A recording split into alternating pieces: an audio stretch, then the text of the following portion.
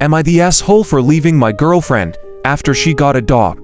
Hello, I'm 25 male, and my girlfriend is 23 female. We've been together for over a year, and we generally have a great relationship. She's funny and kind. However, yesterday, when I got home, there was a golden retriever in our house. When I asked my girlfriend whose dog it was, she smiled and said, "Ours." I wasn't sure if she was joking or being serious, so I kept asking whose dog it was. She kept smiling and saying, "Ours," and then proceeded to say the dog's name. I don't really remember what she said her name was since a lot was going through my mind. She even told the dog to say hi, Dad. I told her that she couldn't be serious right now, and she replied, "Why?" with a big smile. I didn't say anything else and just left the house and went to a hotel. At the beginning of our relationship, I had told her that I don't like dogs and can't be in the same room with one. Even when I see one in public, I put a good distance between me and the person walking the dog. I told her if she ever wanted a pet, she would have to get a cat or something else that is not a dog. While at the hotel, my girlfriend called me a couple of times, but I didn't answer. Then she texted me, saying that I was overreacting and that my fear of dogs is ridiculous. She said I should at least give it a try and live with a dog for a while, and that she and the dog would help me overcome my fear. But I never asked to overcome it, and honestly, it never bothered me as long as there were no dogs in my house. I never got bothered by one in public because I always put a good distance between me and dogs. I have never even petted a dog before and never will. I ignored her messages and just went to sleep, as I wanted to decide what to do when my head was clearer. I don't want to be the guy who says it's either me or the dog. She clearly likes dogs, and I don't, so I was thinking of just breaking up with her, even though she has been amazing throughout the year. AITA for wanting to break up with her over this. Update. AITA for leaving my girlfriend after she got a dog. I went to see my girlfriend, and we talked for a bit. I told her what she did was wrong, but she insisted that I was overreacting and she wasn't ready to apologize. After talking a bit more, I told her I wanted to break up with her.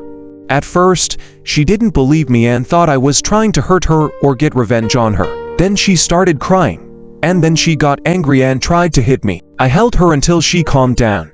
After a while, we talked again and she said, "What am I supposed to do?" She mentioned that she can't take care of the dog by herself, so I offered to help her find a new place for the dog.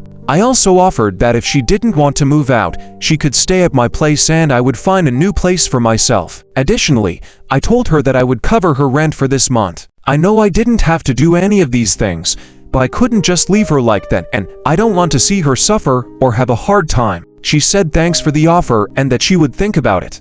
I could tell that she was still in shock, so I didn't really know what to say to her. And I didn't want her to feel worse, so I decided to give her some space. For the past couple of days, I have been staying with a friend and I had him bring some of my stuff until my ex-girlfriend decides if she wants to stay there or find a new place for herself. I decided to give her a couple of days to decide. The day after I broke up with her, my friend and I tried to find a new place for the dog, as she couldn't take care of her.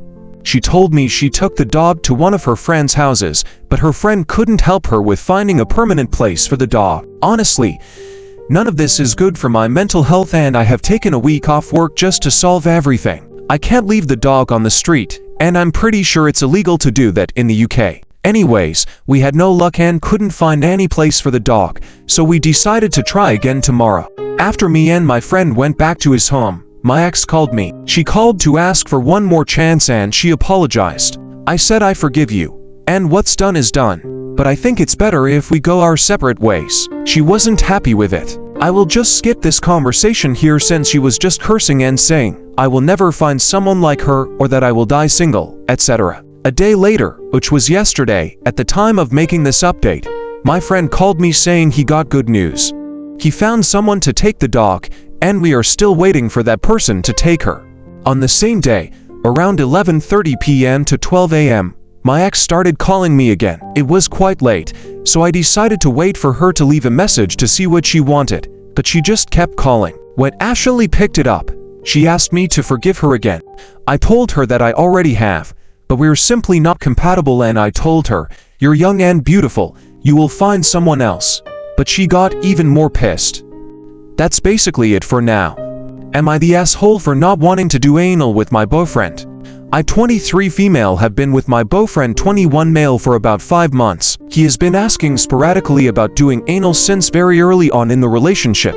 I kept expressing that I was uncomfortable with it, and he would continue to ask for it and ask me. I didn't want to. When I was around 17, I had a very abusive boyfriend. He controlled everything I did and was very aggressive when I did something he didn't like.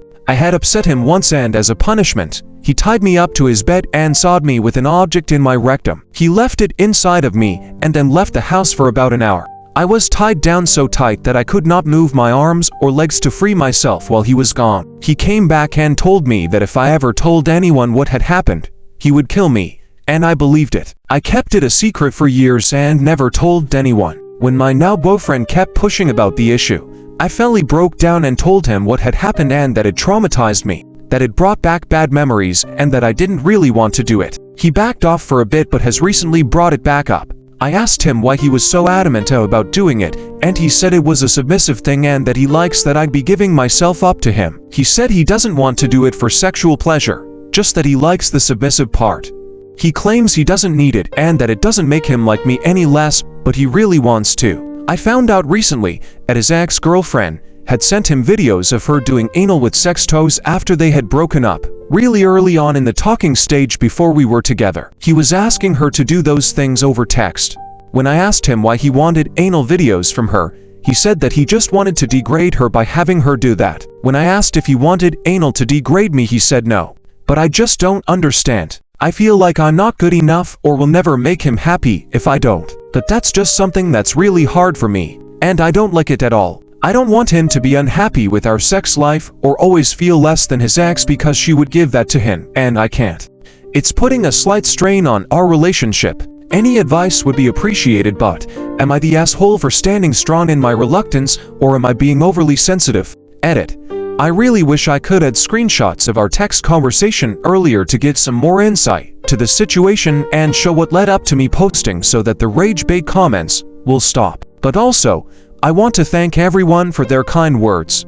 I can't really filter through all the comments, but most of you have been really empathetic and encouraging. I had been single working on myself when I met him. I had dealt with a lot of my trauma. He had been wonderful in our relationship aside from that issue.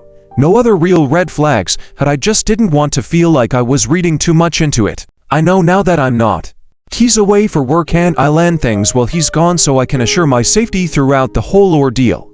Am I the asshole for not comforting my in-laws? My wife 29 female and I 30 male held a gender reveal for our first child yesterday. It was my wife's idea since her parents and a few other people wanted to know the gender. I don't really care what gender it is as long as it's healthy. My mother-in-law and father-in-law wanted it to be a boy because they always wanted a son, but had 2 daughters instead.